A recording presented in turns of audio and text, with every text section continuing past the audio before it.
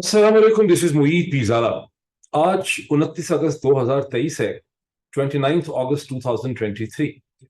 और अब से 2-2.5 घंटे के अंदर इस्लामाबाद हाई कोर्ट के चीफ जस्टिस जनाब ऑनरेबल जस्टिस आमिर फारूक साहब और उनका जो 2 मेंबर बेंच है वो एक बहुत अहम फैसले का ऐलान करने वाला है। जी बिल्कुल सही, ये वही फैसला है जो एक दिन पहले इमरान खान साहब की अपील के हवाले से, पिटिशन के हवाले से जज साहब ने, बेंच ने महफूज रखा। ओके, जब समाअत शुरू हुई थी 28 अगस्त के शुरू में, तो जज साहब ने ये कहा था, चीफ जस्टिस साहब ने ये कहा था कि वो आज ये फैसला जो है ये कर देंगे और अनाउंस करेंगे। ताहम जब इलेक्शन कमीशन ऑफ पाकिस्तान के वकील जनाब अमजद परवेज साहब ने अपने दलाइल दिए 3 साढ़े 3 4 घंटे के, तो उसके बाद जस्टिस साहब ने अपने फैसले को महफूज रखा और उन्होंने कहा कि आज के दिन 29 अगस्त को, जो अगला दिन था, उसमें 11:30 बजे या 11:30 बजे के बाद इस फैसले का ऐलान किया जाएगा। अक्सर चूंकि फैसले लेट हो जाते हैं, हो सकता है 11:30 ना हो, 11:45 हो, 11:45 ना हो, 12 बजे हो, लेकिन आज इसका ऐलान किया जाएगा। चूंकि फैसला महफूज रखा गया, इसलिए जाहिर है कि बहुत से जहनों में बहुत सी परेशानी भी है कि आखिर क्या ऐसा मुश्किल फैसला उन्होंने लिखना है जिसके लिए पूरी रात उनको चाहिए थी। उसकी वजह क्या है? उसकी वजह यह है कि 90% से ज्यादा जो पाकिस्तान के वकला हैं, और मशहूर मारूफ वकला की मैं बात कर रहा हूँ, जिनकी कॉम्पिटेंस को सभी लोग उनका एतराफ़ करते हैं, उन सबसे मैंने मुख्तलिफ तरीकों से पूछा कि आपका क्या ख्याल है कि ये फैसला क्या होगा, और कई दिनों से पूछ रहा हूँ। तो उनका कहना यह है कि जब भी ये फैसला लिखा जाएगा, ये बड़ा एक ब्लैक एंड वाइट किस्म का फैसला होगा और इस्लामाबाद हाई कोर्ट के पास इसके अलावा कोई चारा नहीं है कि बाद में जो कुछ भी हुकूमत, रियासत या एस्टैब्लिशमेंट करे, ये जो तोशा खाने का केस है, इस फैसले को जो जज दिलावर हुमायूं साहब का वर्डिक्ट है, इसे तो इस्लामाबाद हाई कोर्ट के इस डिविजनल बेंच को सस्पेंड करना ही होगा, क्योंकि ये फैसला जो है इसके अंदर इतनी बुनियादी कमजोरियां हैं, इसमें इतने शगाफ हैं, इसमें इतनी कमजोरियां और डिफेक्ट्स रह गए हैं कि इसको सपोर्ट जो है इस्लामाबाद हाई कोर्ट जो है वो बिल्कुल नहीं कर सकती, और इसको सस्पेंड भी करेगी। ट्रायल के लिए दोबारा भी भेजा जा सकता है, रिवर्ट भी किया जा सकता है, लेकिन आज इमरान खान साहब को कम से कम इस केस की हद तक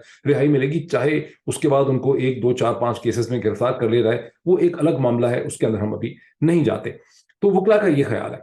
और यही ख्याल जो है वो सुप्रीम कोर्ट ऑफ पाकिस्तान ने जब इसके ऊपर एक शॉर्ट ऑर्डर लिखा, और शॉर्ट ऑर्डर से पहले जो बहस हुई सुप्रीम कोर्ट ऑफ पाकिस्तान में गालिबन 24 अगस्त को, जहां इमरान खान के वकला एक दूसरी पिटीशन लेके गए हुए थे, जहां उनकी इस्तदा और उनकी रिक्वेस्ट ये थी कि उनके केसेस को इस्लामाबाद हाई कोर्ट से ट्रांसफर किया जाए। एक तो उनका डिसीजन ये था कि जो इस्लामाबाद हाई कोर्ट ने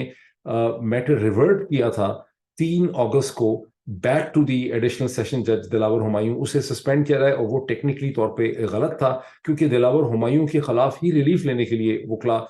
इस्लामाबाद हाई कोर्ट में आए थे, और इस्लामाबाद हाई कोर्ट ने जब उसको वापस भेज दिया तो इंसाफ नहीं हुआ। एक तो ये अपील थी, सेकेंडली एक दूसरी अपील भी सुप्रीम कोर्ट के सामने दायर की गई कि इस्लामाबाद हाई कोर्ट से पेशावर या लाहौर हाई कोर्ट में केसेस को ट्रांसफर किया जाए, बिकॉज इस्लामाबाद हाई कोर्ट के chief justice honourable justice Aamir Farooq साहब पे इमरान खान उनके वकला का कोई एहतमाद जो है वो नहीं। बहरहाल, तो 24 तारीख को जब सुप्रीम कोर्ट में बहस हुई, रिमार्क्स में सुप्रीम कोर्ट के जज साहिबान ने, खुद honourable chief justice of Pakistan Umar Ata Bandial साहब ने इस खदशे का इजहार किया कि ये जो फैसला हुआ है एडिशनल सेशन जज का, प्राइमा फसाए बादियों नजर में ये बड़ा डिफेक्टिव फैसला है। ताहम उन्होंने कहा कि इस्लामाबाद हाई कोर्ट को इसे एग्जामिन कर लेने दीजिए, जब अपना फैसला कर लेंगे उसके बाद हम इसके सब्सटेंस में जाएंगे। अभी हम इसके सब्सटेंस में नहीं जा सकते, लेकिन हम चाहते हैं कि इस्लामाबाद हाई कोर्ट जल्द से जल्द इसका फैसला कर दे। और ना सिर्फ ये ऑब्जर्वेशन थी और कमेंट्स थे सुप्रीम कोर्ट ऑफ पाकिस्तान के, सुप्रीम कोर्ट ऑफ पाकिस्तान का जो शॉर्ट ऑर्डर था 3 4 पेज का, उसके अंदर भी इस चीज को रिप्रोड्यूस किया गया। उसके बाद अब से 3 दिन पहले इस्लामाबाद हाई कोर्ट के chief justice justice Aamir Farooq साहब ने खुद अपनी ऑब्जर्वेशन और कमेंट्स में ये एतराफ़ किया कि on the face of it जो फैसला है एडिशनल सेशन जज का, ये खासा डिफेक्टिव है, इसमें बहुत ज्यादा कमजोरियां। तो इन सारी चीजों को मद्देनजर रख के, और वैसे भी कानून को मद्देनजर रख के, पाकिस्तान के क्रिमिनल प्रोसीजर कोड को मद्देनजर रख के, वकला का पॉइंट ऑफ व्यू ये है, कंसेंसस ये है कि ये फैसला जो है ये सस्पेंड होगा, दिलावर हुमायूं को और इमरान खान साहब को कम से कम इस केस की हद तक रिहाई मिलेगी। लेकिन अब एक सवाल, बड़ा चुभता हुआ मुश्किल से सवाल है, वो ये है कि इंप्रेशन तो ये भी है, राय तो आखिर ये भी है कि chief justice Islamabad high court, जिनके खिलाफ इमरान खान साहब ने बायस के शक का इजहार किया, बाकायदा एक पिटीशन एप्लीकेशन डाली हुई है, और वकला का भी यही ख्याल है कि ऑनरेबल आमिर फारूक साहब जो हैं वो पाकिस्तान की इस्टेब्लिशमेंट के बहुत करीब हैं, और एक आज़ादाना तौर पर इस केस में फैसले जो हैं वो नहीं कर पा रहे हैं। ये एक खौफ, एक फियर, एक इंप्रेशन जो है वो बहरहाल एग्जिस्ट करता है। तो अब जो फैसला आएगा 2 ढाई घंटे में, کیا وہ اسی قسم کا ایک بلیک اینڈ وائٹ قسم کا فیصلہ ہوگا جس طرح سے کہ انگلش لا میں یا پاکستان کرمنل پروسیجر کوڈ کے تحت یہ وکلا جو ہیں یہ ایکسپیکٹ کرتے ہیں، یا یہ ایک ہائبرڈ قسم کا مکس قسم کا فیصلہ ہوگا، مکس اچار ہوگا، جس میں تمام سائڈز کو، یعنی عمران خان ان کے وکلا کو بھی کچھ دے دیا جائے گا، پاکستان کے نظام حکومت اور سلطان کو بھی کچھ دے دیا جائے گا؟ اسی چیز کو میں کہتا ہوں کہ کیا اسلام آباد ہائی کورٹ جو ہے کا بہت بڑا امتحان ہے، بہت بڑا ٹیسٹ ہے کہ آج کے اس فیصلے میں اسلام آباد ہائی کورٹ جو ہے، جو قاضی وقت ہے، وہ سلطان کے سامنے سرنڈر کرے گا یا وہ انصاف کر پائے گا؟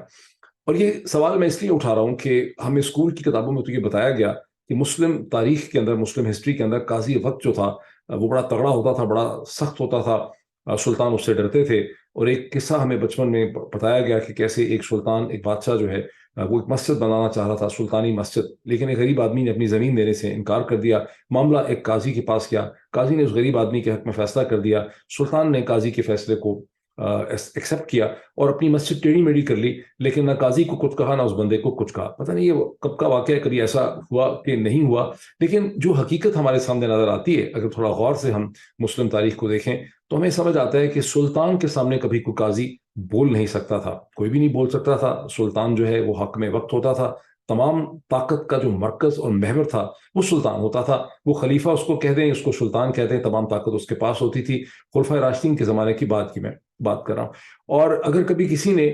خلیفہ وقت کو اور سلطان کو چیلنج بھی کیا اور اس کی بات نہیں مانی تو پھر اس کا حشر جو ہے بہت برا ہوا۔ فار انسٹنس ٹیلی ویژن کے جو پروگرام ہیں پاکستان میں، ان میں بہت بحث ہوتی ہے، تقریباً 33 ٹیلی ویژن چینلز میں ہر ٹیلی ویژن چینل پہ دن میں ایک دفعہ ایک مذہبی نوعیت کا یا مذہبی ڈسکشن کا، تھیولوجی کی طرح کا ایک پروگرام ضرور ہوتا ہے، جس میں ایک مذہبی اسکالر اور عالم دین جو ہے وہ مختلف ایشوز کے حوالے سے بات کرتے ہیں۔ اور آپ نے اکثر وہاں پر اسلام کے 4 جو امام ہیں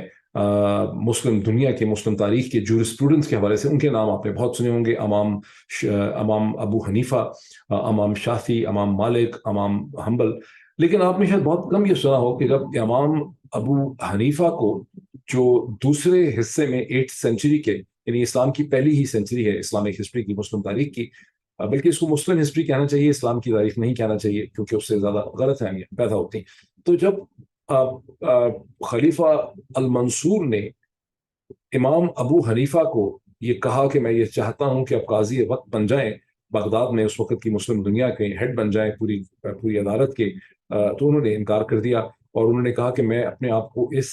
منصب کے لیے فٹ محسوس نہیں کرتا، میں نہیں سمجھتا کہ میں اس کے لیے ایک مناسب ہوں۔ اس پہ جو خلیفہ المنصور تھے وہ اتنے بھرم ہوئے کہ انہوں نے یہ کہا کہ تم جھوٹ بول رہے ہو اور تم جھوٹ بول کے انکار کر رہے ہیں۔ انہوں نے جب یہ جواب دیا کہ میں اگر جھوٹ بول رہا ہوں تو پھر تو مجھے کوئی، انہوں نے جواب بھجوایا، یہ شاید آمنے سامنے کی بات نہیں ہے، تو مجھے قاضی وقت جو ہے وہ نہیں بننا چاہیے۔ تو خلیفہ المنصور نے امام ابو حنیفہ کو جیل میں ڈال دیا اور اگلے 3 4 5 برس وہ جیل میں ہی رہے اور جیل میں ہی، پریزن میں ہی ان کی وفات ہوئی۔ تو یہ تو مطلب کہنے میں کچھ اور ہے لیکن اصل حقیقت کچھ اور ہے، اور مجھے بہت شک ہے کہ آپ میں سے بہت کم لوگوں نے کسی ٹیلی ویژن پروگرام میں اس قسم کی بات جو ہے وہ آپ نے سنی ہوگی۔ تو اس کی وجہ بنیادی طور پر کیا ہے، یہ میں تھوڑا سا یہاں پہ آپ کو ایکسپلین کرنا چاہتا ہوں۔ یہ جو چیز میں ایکسپلین کرنے لگا ہوں، اس سے پہلے میں آپ کو یہ بھی بتا دوں کہ ایک بڑی انٹرسٹنگ نیوز سٹوری جو ہے وہ مجھے کوئی 1 گھنٹہ 2 گھنٹہ پہلے پڑھنے کو ملی ڈان اخبار میں۔ صبح پاکستان کے حساب سے 6 7 بجے یہ سٹوری جو ہے یہ اپیئر ہوئی ہے ڈان میں، جو 2 کورسپونڈنٹس ان کے ہیں، ملک اسد صاحب اور میرا خیال ہے ناصر ملک سم تھنگ، انہوں نے وہ لکھی ہے۔ اور یہ سٹوری ہمیں یہ بتاتی ہے کہ اٹک جیل کی جو اتھارٹیز ہیں، پنجاب جو پریزن ڈپارٹمنٹ ہے، انہوں نے وہ report supreme court of Pakistan کو منڈے کے دن رات کو غالباً سبمٹ کر دی ہے، جو سپریم کورٹ آف پاکستان نے 24 تاریخ کو جس کا حکم دیا تھا۔ اور اس حکم میں سپریم کورٹ آف پاکستان نے یہ کہا تھا کہ عمران خان کو پریزن میں جو فیسلٹیز دی گئی ہیں، وہاں کیا سہولتیں ان کو میسر ہیں، کیا نہیں ہیں، اس کی تفصیلات جو ہیں وہ ان رائٹنگ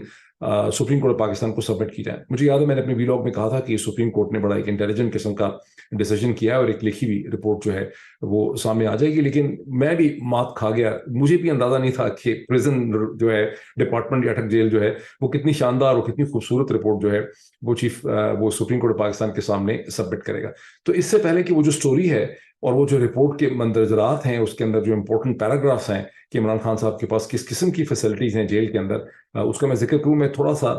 تھوڑا سا ایک وائڈر لینس پھیلا کے آپ کو یہ سوال ریز کرنا چاہتا ہوں جو میں نے آپ کو پہلے کہا. کیا وجہ ہے کہ مسلم دنیا کا، مسلم تاریخ کا جو قاضی ہے وہ کبھی اس قسم کا انصاف نہ کر سکا جو ہم آج اسلام آباد ہائی کورٹ کے پینل سے ایکسپیکٹ کرتے ہیں، یا ہم ہر روز کہتے ہیں کہ سپریم کورٹ پاکستان اس قسم کا فیصلہ جو ہے وہ کیوں نہیں کر رہا؟ اس کی بنیادی وجہ ہے کہ مسلم تاریخ کے اندر سیپریشن آف پاورز کا کبھی کوئی کانسیپٹ نہیں رہا ہے. مسلم تاریخ میں قانون بنانے والا جو سلطان یا خلیفہ یا بادشاہ ہے، اور جو قانون نافذ کرنے والے ادارے ہیں، ان کے درمیان میں کوئی فرق، کوئی تمیز، کوئی ڈسٹنکشن، کوئی سیپریشن جو ہے وہ نہیں رہی ہے. تو جب وہ مسلم تاریخ کو پڑھتے ہیں، اچھا اب لوگوں میں ایک بہت بڑا جو پرابلم ہے کہ جب بھی آپ ان ایشوز پہ بات کرتے ہیں کہیں پر بھی، کسی فورم میں، یونیورسٹی میں، ٹی وی کے اوپر، تو لوگ فوری طور پہ خلفائے راشدین یا مختلف جو مسلم اسکالرز ہیں ان کی رائٹنگز کا حوالہ دینے شروع کر دیتے ہیں. یعنی ان ادر ورڈز اس کو ایک تھیوریٹیکل فریم ورک کے اندر لے جاتے ہیں کہ اسلام میں یہ لکھا ہوا ہے، فلاں اسکالر جو ہیں، فلاں مذہبی اسکالر، یا امام ابو حنیفہ نے یہ کہا تھا، یا امام حنبل جو ہیں وہ یہ کہتے تھے. جو اصل ہے کہ پریکٹیکلی ہوا کیا ہے 7ویں سینچری کے بعد، 8ویں سینچری میں کیا ہوا، 9ویں میں کیا ہوا، 10ویں میں کیا، اس کے بعد تو خیر کہانی بدل گئی، تو اس کی بات جو ہے وہ بہت کم کی جاتی ہے. لیکن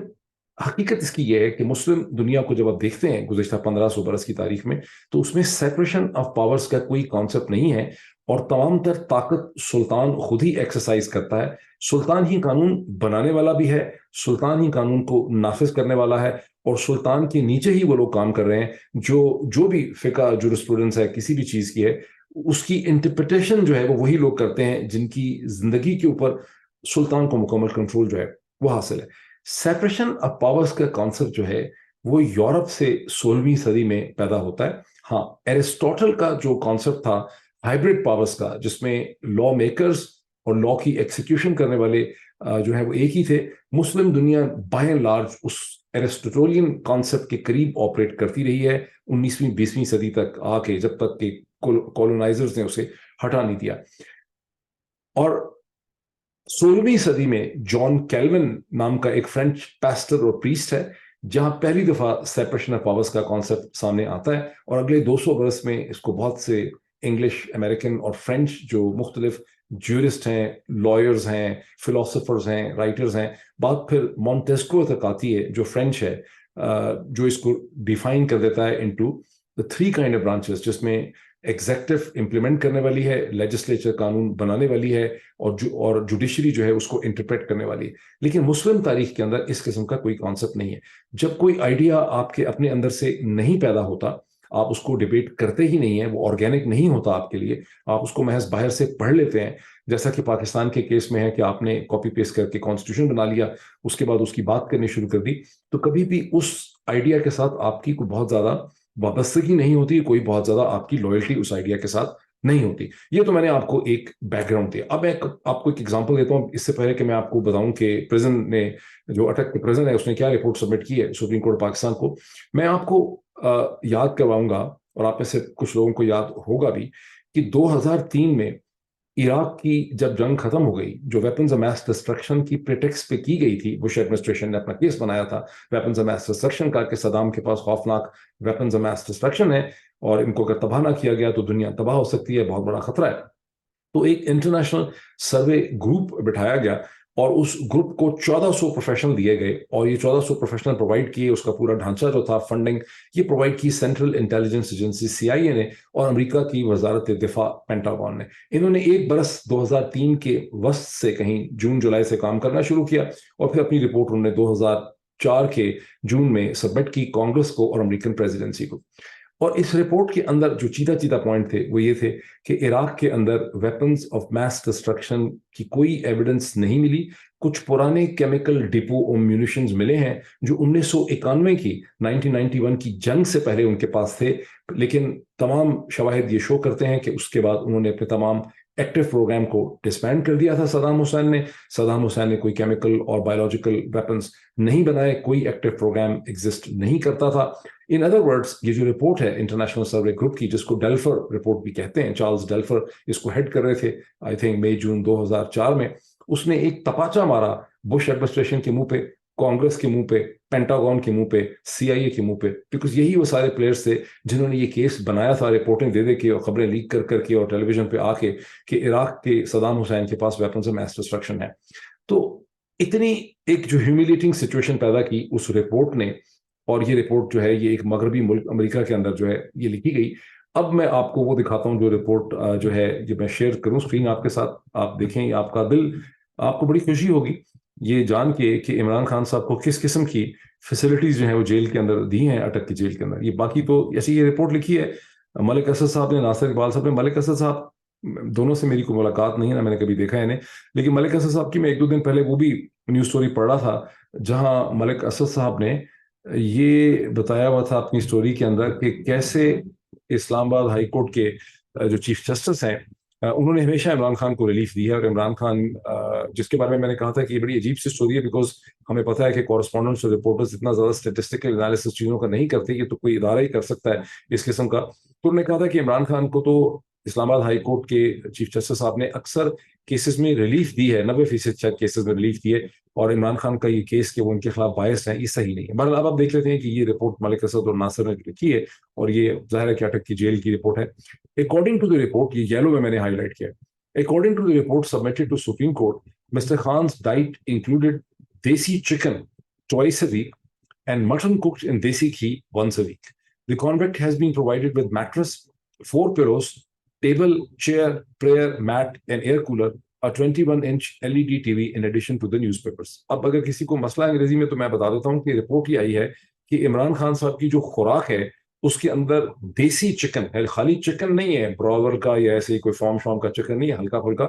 देसी चिकन जो है वो हफ्ते में 2 दफा उनको दिया जा रहा है। और उसके अलावा मटन, जो छोटा गोश्त है, यानी बीफ नहीं उनको दे रहे, तो मटन का जो गोश्त है वो खास देसी घी के अंदर उनके लिए बनाया जाता है और हफ्ते में 1 दफा उनको मटन दिया जाता है। द कॉन्विक्ट खास करके लिखा गया है, जिसको सजा याफ्ता जो है, the convict has been provided with mattress, उसको सोने के लिए मैट्रेस दिया है, 4 उसको उन्होंने तकिए दे दिए हैं, 2 नहीं दिए, 3 नहीं दिए, 4 दे दिए, एक मेज भी दिया है ताकि रिसर्च कर सके लिखे, चेयर दी है बैठने के लिए, एक उनको प्रेयर मैट दिया नमाज पढ़ने के लिए, एक एयर कूलर दिया हुआ है, 21 इंच का LED टीवी दिया है इन एडिशन टू न्यूज़पेपर्स। अब आई डोंट नो कि इस LED के अंदर वो साबिर शाकिर के और शहबाज गिल और मोहित पिरजादा के और वजाहत वगैरह के जो वीलॉग हैं, हैदर मेहदी वगैरह के, वो भी इस 21 इंच के LED टीवी में आते हैं, इंटरनेट के साथ नहीं आते। अच्छा, उसके अलावा फेडरल गवर्नमेंट ने ये कहा है कि उनको 6 हफ्ते में 6 दिन जो है वकीलों के साथ मुलाकात नहीं हो सकती, क्योंकि जो बाकी वहाँ पे 982 प्रेजेंट्स हैं कि उनके हकूक की तलाफी होगी। लेकिन इतना ही नहीं है, मैं थोड़ा सा रिपोर्ट मजीद आपके सामने ले आऊँ, ये पैराग्राफ आप देख लें, ये जिसको मैंने यहाँ पे ये इसको जरा हाईलाइट किया हुआ। Since being in a better class, the prisoner is also entitled to prepare his food under Rule 258 of the Pakistan Prison Rule (PPR), for which the diet menu, और ये भी पंजाब prison rules होंगे, in consultation with the convict has been prepared, that includes bread, omelette, yogurt and tea in the breakfast, seasonal fruits on a daily basis, seasonal vegetables, roti, yogurt, salad, dal garam, dal mash, mixed dal as lunch on different dates, besides rice, dal, yogurt, salad or rice, yogurt and salad in the dinner on a daily basis. यहाँ मैं stop sharing करता हूँ, आप लोग तंग आ गए उनके stop sharing. कुछ मुझे लग रहा था ये पढ़ने के बाद कि बहुत ज्यादा लोग पाकिस्तान में जो गुर्बत के हाथों इन्फ्लेशन में तंग हैं और जिस किस्म के बिजली के बिल आ रहे हैं, ये रिपोर्ट वैसे पढ़ा था तो लोग ज्यादा नहीं है अंग्रेजी की रिपोर्ट है, लेकिन ये रिपोर्ट अगर आप पढ़े, मैं इसको डिस्क्रिप्शन में लगाता हूँ, तो बहुत ज्यादा लोग पाकिस्तान में सोचेंगे कि यार डील बुरी नहीं है, हमें भी अगर अटक जेल में रखा जाए इसी तरह से, इतना अच्छा खाना हमें दिया जाए इस किस्म का देसी घी वाला, तो कोई बुरा जो है ये सौदा जो है वो नहीं है। बहरहाल ये रिपोर्ट सुबह सुबह लगवाई गई है और ज़ाहिर है ये report supreme court of Pakistan को दी गई है। इस रिपोर्ट को मद्देनजर रख के मुझे बहुत शक है कि इस्लामाबाद हाई कोर्ट का जो भी डिसीजन आने वाला है 2 घंटे में, ये भी उस किस्म का शायद ब्लैक एंड वाइट इंग्लिश कानून का और इंसाफ के तकाजों को पूरा करने वाला नहीं होगा। ये उसी किस्म का फैसला होगा जो काजी वक्त ने हमेशा मुस्लिम तारीख में किया है, सुल्तान की ख्वाहिश को पूरा करने के लिए। सुल्तान की ख्वाहिश इसमें मुकदम होगी, पहले सुल्तान की ख्वाहिश होगी, नंबर 2 पे भी सुल्तान की ख्वाहिश होगी, जो थोड़ी सी गुंजाइश बच जाएगी, उसमें फिर कोई कानून की गुंजाइश जो है नजर आएगी। लेट्स सी 2-2.5 घंटों में क्या फैसला आता है, उसके ऊपर हम डिस्कस करते हैं।